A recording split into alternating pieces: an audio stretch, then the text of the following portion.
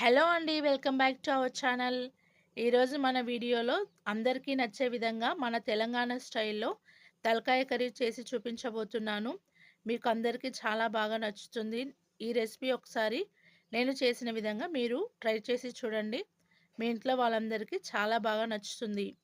చూడండి, నేను చేసిన కర్రీ చపాతీలోకి అయితే సూపర్ టేస్ట్‌గా ఉంది. మరి ఎలా చేయాలో చూద్దామా? మనం ఇలా కట్ చేసి పెట్టుకున్న తలకాయ కూరని బాగా శుభ్రంగా ఒక 2, 3 సార్లు వాష్ చేసుకొని ఒక జాలి బుట్టలోకి వేసుకొని పెట్టుకోవాలి. ఇలా వేసుకున్న తర్వాత మనం తలకాయ కూర చేసుకోవడానికి కావాల్సిన ఐటమ్స్ ఏంటో చూసేద్దాం. ఆయిల్, 2 మీడియం సైజ్ ఉల్లిపాయలని ఇలా కట్ చేసి పెట్టుకోవాలి. అలాగే 1 స్పూన్ పసుపు, 2.5 స్పూన్ల కారం, half spoon garam masala powder, అలాగే 1 టేబుల్ స్పూన్ ధనియాల పౌడర్. మనం తలకాయ కూరని కుక్కర్లో చేసుకుంటే మనకి ఎక్కువ టైం పట్టదు, త్వరగా ఉడికిపోతుంది తలకాయ కూర. ఇంకా స్టార్ట్ చేద్దామా ప్రాసెస్? ముందుగా ఆయిల్ని వేసుకోవాలి. 3 స్పూన్ల ఆయిల్ వేసుకోవాలి. కొంచెం మనకి తలకాయ కూరలో ఆయిల్ ఎక్కువగానే పడుతుంది, టేస్ట్ చాలా బాగుంటుంది. చూడండి, ఇంకా చూద్దాం మన తలకాయ కూర ఎట్లయితుందో. ఇందులో కొంచెం షాజీరా వేసుకోవాలి. ఆయిల్ కొంచెం హీట్ అయిన తర్వాత మనం ఆయిల్ వేడి చేసుకున్నాం కదా, ఇప్పుడు కట్ చేసి పెట్టుకున్న ఉల్లిపాయలని వేసుకోవాలి. మనం ఉల్లిపాయలని వేసుకున్నాం కదా, వేసుకున్న ఉల్లిపాయలని కాస్త మంచిగా కలర్ వచ్చేంత వరకు వేయించుకోవాలి. ఇప్పుడు మనం అల్లం వెల్లుల్లి పేస్ట్ వేసుకోవాలి. మనకు ఉల్లిపాయలు ఇలా మంచిగా పింక్ కలర్ వచ్చేంత వరకు వేపుకొని అల్లం వెల్లుల్లి పేస్ట్ వేసుకోవాలి. అల్లం వెల్లుల్లి పేస్ట్ కొంచెం ఎక్కువగానే వేసుకోవాలి. నాన్ వెజ్ కర్రీస్లో టేస్ట్ బాగుంటుంది. మనం అల్లం వెల్లుల్లి పేస్ట్ను పచ్చి వాసన పోయేంత వరకు మీడియం ఫ్లేమ్లో పెట్టుకొని వేసుకోవాలి. ఇప్పుడు మనం 1 టీ స్పూన్ పసుపు వేసుకోవాలి. పసుపు వేసుకున్న తర్వాత ఇలా అంతా కలిసేటట్టుగా ఒకసారి మంచిగా కలుపుకోవాలి. ఇప్పుడు మనం కట్ చేసి పెట్టుకున్నాం కదా తలకాయ కూరని మంచిగా కడుక్కొని ఇప్పుడు మనం ఇందులో వేసుకోవాలి. కుక్కర్లో మనం వేసుకున్న కూరని మంచిగా పసుపు అంతా కలిసేటట్టుగా మంచిగా ఒకసారి కలుపుకోవాలి. చూడండి, ఆ స్మెల్ అల్లం వెల్లుల్లి పేస్ట్ వేసిన తర్వాత మంచి వాసన వస్తుంది. మనం వేసుకున్న కూర కొంచెం వేగడానికి సాల్ట్ వేసుకోవాలి. మనం సాల్ట్ వేసి కలుపుకున్నాం కదా, ఇప్పుడు కొంచెం సిమ్లో పెట్టుకొని మూత పెట్టుకోవాలి. ఇప్పుడు 5 మినిట్స్ తర్వాత మనం మూత తీసి చూద్దాం. చూడండి, కొంచెం మంచిగా ఇట్లా ఆయిల్ అనేది పైకి తేలేంత వరకు ఉడకబెట్టుకోవాలి. మంచిగా పసుపు ముక్కలతో కలిసిపోయిందనమాట. ఇప్పుడు అంతా మంచిగా ఒకసారి కలుపుకోవాలి.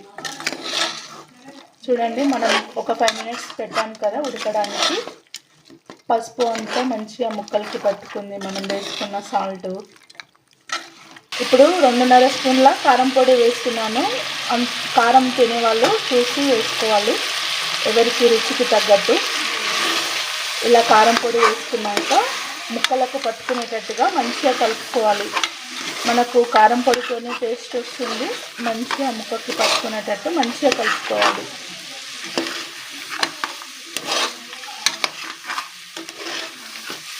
చూస్తుంటే తినాలనిపిస్తుంది కదా మీకు కూడా. మనం కర్రీలో వేసుకోవడానికి వాటర్ని వేడి చేసుకోవాలి. మనం ఎప్పుడైనా కర్రీస్ చేసుకునేటప్పుడు వేడి వాటర్ని పోసుకోవాలి. కూర చాలా టేస్ట్గా ఉంటుంది. చల్లనీళ్ళు పోస్తే టేస్ట్ అనేది పోతుంది. మనం కారం పొడి వేసుకున్న తర్వాత కూడా ఒక 5 మినిట్స్ అట్లా సిమ్లో పెట్టుకోవాలి. ముక్క అనేది మంచిగా వేగనివ్వాలి. అప్పుడే మంచిగా ఉప్పు కారం పట్టుకొని మనకు తినేటప్పుడు టేస్ట్ మంచిగా అనిపిస్తుంది. మనం ఇక్కడ పక్కన వేడి నీళ్ళు పెట్టుకున్నాం కదా, వేడి అయిన తర్వాత మనం కూరలో వేసుకుందాం.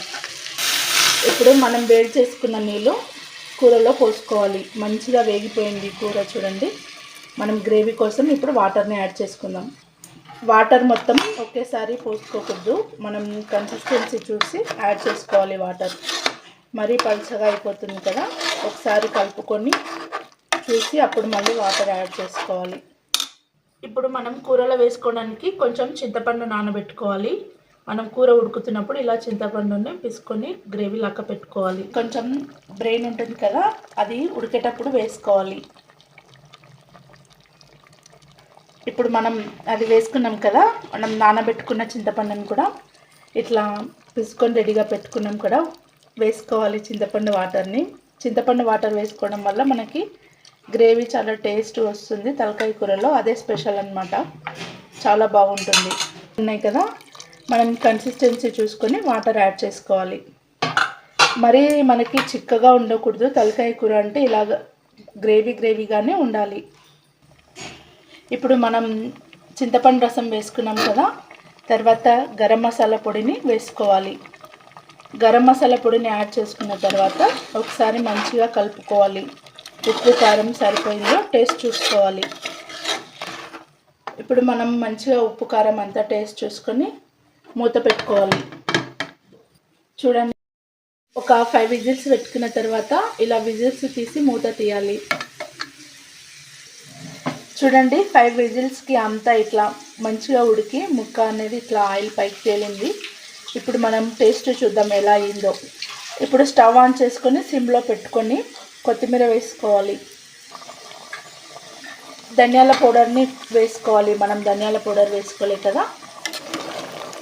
కొత్తిమీర ధనియాల పౌడర్ వేసుకున్న తర్వాత ఒకసారి అంతా మంచిగా కలుపుకోవాలి. ముక్క చూడండి బాగానే ఉడికింది, టేస్ట్ కూడా చాలా బాగుంది. టేస్ట్ చూసిన తర్వాత కాస్త సాల్ట్ తక్కువగా అనిపించింది, సాల్ట్ వేసుకున్నాం.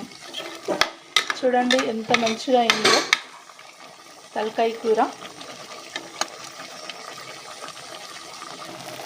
ఇలా మనం కొత్తిమీర ధనియాల పౌడర్ వేసుకున్న తర్వాత ఒక 2 మినిట్స్ సిమ్లో పెట్టుకొని దించేసుకోవాలి.